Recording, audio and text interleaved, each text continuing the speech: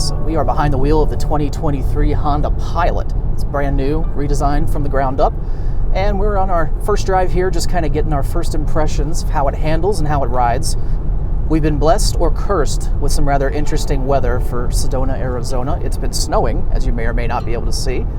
And so we got to try out snow mode, which was exciting. Right now I'm behind the wheel of the Elite model. This is the premium model, the luxury model, as opposed to the TrailSport, which is the kind of sporty off-road model. It's not sporty off-road like TRD is sporty and off-road. It's more, you'd like to think you go camping pretty often if you drive one of them. This one is quiet, it's refined, it's comfortable. They have new seats that are designed to hug your body. They're very comfortable. I'm enjoying them quite a bit. And there's a lot more going on in here than what you can probably see from your limited point of view. We've got a nice big 3-row SUV that now has a removable center seat in the middle row. You can take that out, it gives you easy access to the third row. And stores in the back too. You don't even have to actually completely throw off your day and leave a seat somewhere just because you need to be able to get into the back. So that's kind of handy. This is a $52,000 some odd car, so as you might expect, it's pretty loaded. It has a beautiful new interior, like it quite a bit. It's a significant upgrade over the outgoing Pilot's interior, which wasn't bad so much as it was kind of just boring and dowdy and eh. And now in the newer model, we have wonderful materials. The dash in this is fantastic. It's got a nice leather finish on it. The Elite model is also the only one that gets the large 10.2-inch instrument panel. This also has the larger 9-inch infotainment screen. And it's also the first time that Honda has offered a branded audio system in the Pilot. So a couple of things to note about this. We're at elevation here, and as my colleague pointed out to me this morning, we're down about 40 horsepower from the 285 that you get standard from the new V6. On paper, it doesn't look new, but it is. It's a dual overhead cam model now, and it's a V6. It's, we're in a place where most ICE engines have gone to turbocharging, small displacement. This is just a good old-fashioned grunty 6-cylinder lump. It works. Up here at altitude, yeah, it's a little wheezy. It's not as punchy as you'd like sometimes, but, everybody at altitude is dealing with the same problem you are. So just because you're not as fast doesn't mean you're actually slower than anybody else. The Elite model is also the one that theoretically should ride and handle the best on the road, especially compared to the TrailSport. The TrailSport actually has a thinner diameter stabilizer bar in the rear, which helps with articulation, but on the street makes your ride a little more roly-poly. Frankly, we didn't really notice. It still rides pretty nicely. The Elite, I've noticed, the steering feels a bit lighter, a little bit slower, not quite as precise and eager to turn in. It's something I actually noticed driving the Honda Passport TrailSport. It has very nice steering. It's nice to see the Honda managed to get that same feel in the much larger Pilot. Now that we're up in the twisties here, we're still dealing with snow and ice, so I'm not pushing it terribly hard. Don't want to be that guy. No one does. So far, driving the Elite doesn't feel as sharp as the TrailSport, despite the larger wheels, which you would think would provide a slightly more direct road feel. In this case, it doesn't seem that they do, and I think that's going to be down to the steering, which feels a bit softer and more distant in the Elite than it did in the TrailSport. That said, for being a quite healthily large 3-row family hauler, this feels pretty decent going through the corners. You're not going to light the world on fire with this thing, but you won't be miserable either. I will also note that Honda did not put any special tires on this for the purposes of our evaluation. They didn't necessarily expect it to snow on us, so we didn't get any snow tires. The TrailSport is equipped with the Continental all-terrains that are standard on the model, and this Elite also equipped with its standard highway all-season tires. One issue we've had with many Honda vehicles over the years has been their choice of transmissions. And in this case, the 10-speed seems to hold up pretty well. Downshifts come when you ask for them. There's not that weird lag in between some gears where it feels like it doesn't quite want to upshift or downshift. Feels pretty healthy. We've used snow, sport, and normal modes so far today. Sport mode obviously being the most responsive. Snow mode really dials back the throttle input makes it a little easier to manage low traction situations. And if you get the TrailSport model, it has its own unique trail mode. Go figure. And that's designed to make sure that you get as much power down as you can, no matter how rough the terrain might be. A redesigned car means you get new styling, and Honda's done what just about every other manufacturer is doing with their SUVs. They're butching it up. So there's the TrailSport, which of course takes that to its extreme, but even the standard Pilot now is more squared off. It got rid of kind of that amorphous jelly bean look that the Pilot had, the elongated CRV, which honestly, personally, never really did a whole lot. This looks, I'm not going to say great, but a lot better. And frankly, it kind of cements the notion that the Pilot is an SUV rather than a crossover just kind of pretending.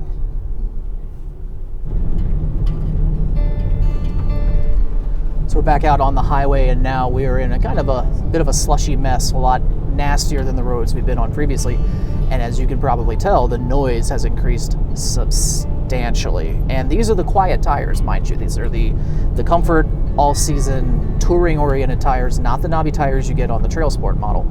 So there's quite a bit of noise coming in from them. And granted, this is the Southwest. The road quality here is not amazing, mostly because, there's not a whole lot that does damage to it. They leave them around forever.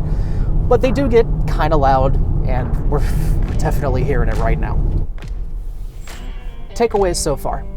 The Pilot is still good at the things the Pilot has traditionally been good at. It's comfortable, rides nicely, it's punchy enough to get out of its own way, all the things you expect from a three-row crossover.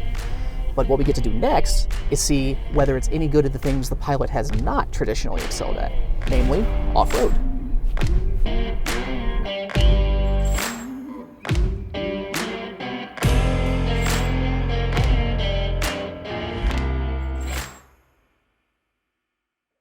All right, so now we've got the TrailSport off-road. We are on a trail outside Sedona, and we are banging this thing up and having a wonderful time doing it.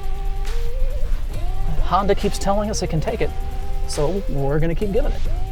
So this obstacle that we're actually about to traverse is definitely going to give us a few bangs off the skid plates, pretty much no way around it. Got lots of rocks sticking out of the mud. We're gonna see how gently it manages it. Skid plate number one. Sounded like the differential. The rear differential. Yeah. So Honda says that the 3 steel skid plates on the TrailSport can each individually handle the full weight of the vehicle being dropped on an obstacle. We've done that a few times, and nothing important has broken, so we're inclined to believe them.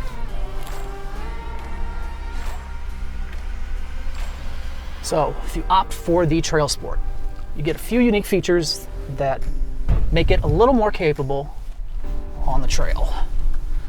You get the torque vectoring all-wheel drive, you get nice knobby tires, you get a unique drive mode called Trail. Bet you didn't see that one coming. And that makes it a little easier to navigate off-road and allows the vehicle to transfer all torque to a single wheel that has traction, if necessary. You get up to 75% of the total available torque to a single wheel.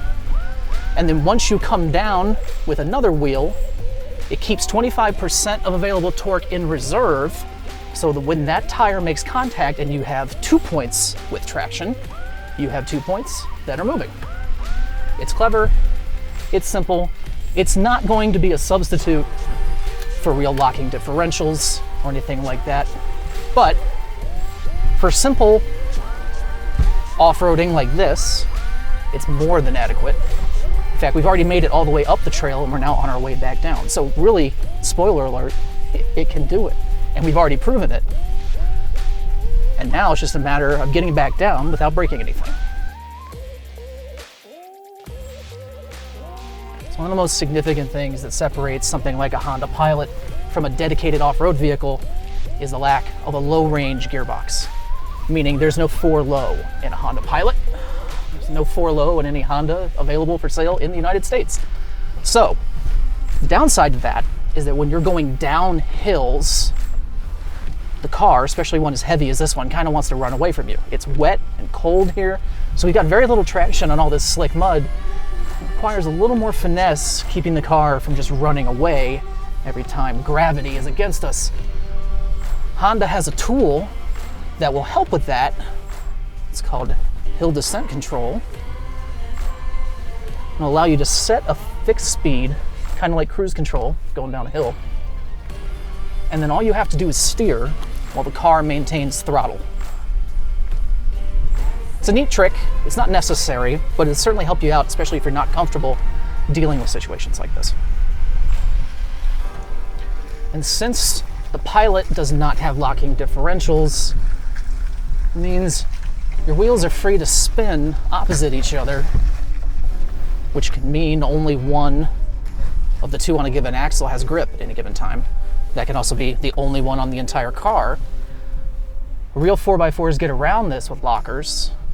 The Pilot has to make do with torque vectoring all-wheel drive, which is no substitute for a real 4x4 system, but it is still quite impressive, and it has benefits when you're not off-roading, allowing you to tuck in corners just a little bit more aggressively, especially for something this large. And believe me, it is large. As I look out the windows at these trees, it gives you just a little more maneuverability.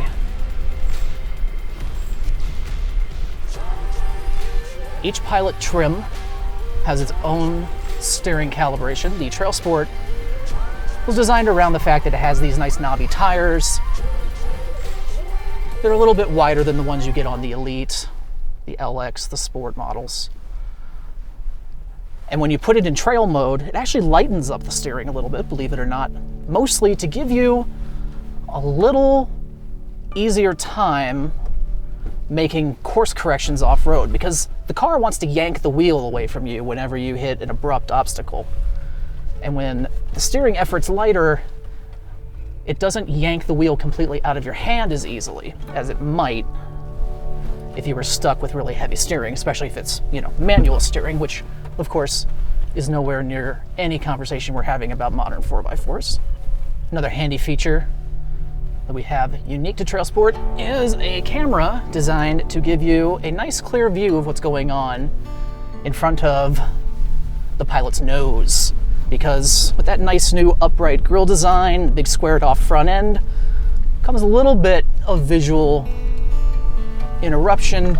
It's kind of hard to sight down at your line when you're on a more technical section.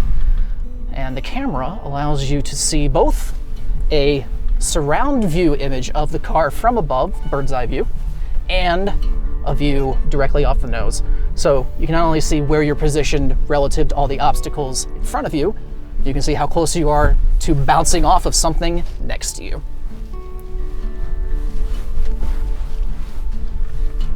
And the display for those cameras activates automatically when you're in trail mode. Or you can manually toggle them with a switch in the infotainment suite.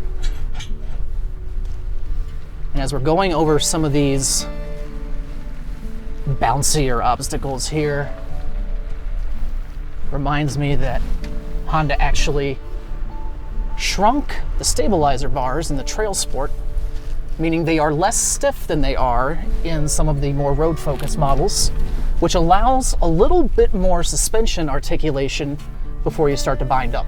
So it makes the car a little bit softer, yes, but it pays huge dividends when you're doing something like this. So the question for you is, how often do you do something like this? If the answer is frequently, then maybe you want a TrailSport. If the answer is never, maybe you want an Elite or an LX.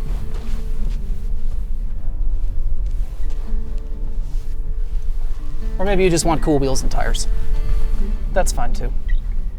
Also important to note that Honda did not put aftermarket or otherwise non-standard tires or wheels on any of the models we drove today, nor did we air down before we took the TrailSport off-road. So All the bouncing and jiggling you're seeing here might actually be a bit more muted if you were to air down before going off-road.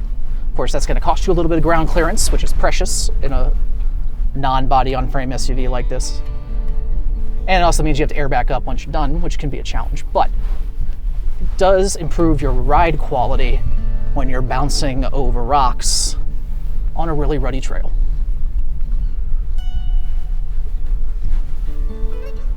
But as it turns out, the TrailSport doesn't need any help in that department.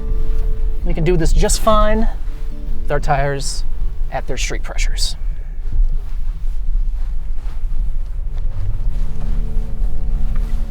You might be asking, why would you want to do this in a Honda Pilot?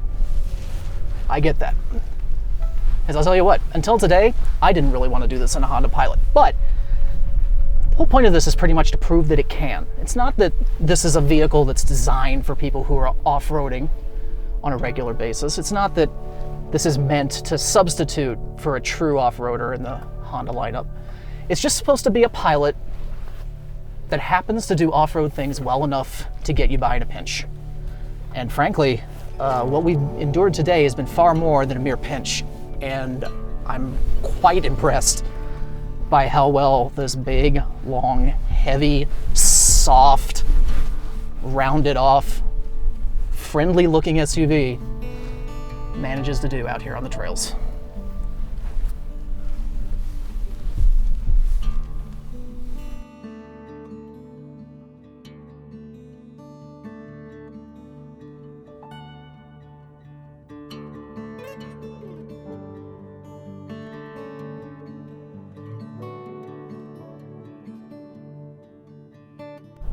When it comes to three-row SUVs, the choices aren't super diverse. You're either getting a three-row with a V6, or a three-row with a four-cylinder, or a three-row hybrid. In some cases, you can kind of mix and match. Honda's going with a very straightforward V6 powertrain. The interior improvements are excellent. The infotainment improvements are better. And honestly, it feels a bit newer and better put together than the Pathfinder, maybe because it is. Compared to the Highlander, if you really want the hybrid, Toyota is your choice, and you can also get a TrailSport-like look with it if you buy the Adventure model. As for whether you enjoy driving the hybrid, it's definitely far more coarse and less enjoyable to listen to than the V6 in the Honda or the Nissan. Toyota's got its own V6, which is quite good too. So really, yeah, it's kind of down to preference. If you're loyal to any one brand, it's pretty hard to go wrong right now. But frankly, very impressed by this new Pilot. I think it looks great, it feels nice, the interior improvements are fantastic. This is a great car, made better by little things.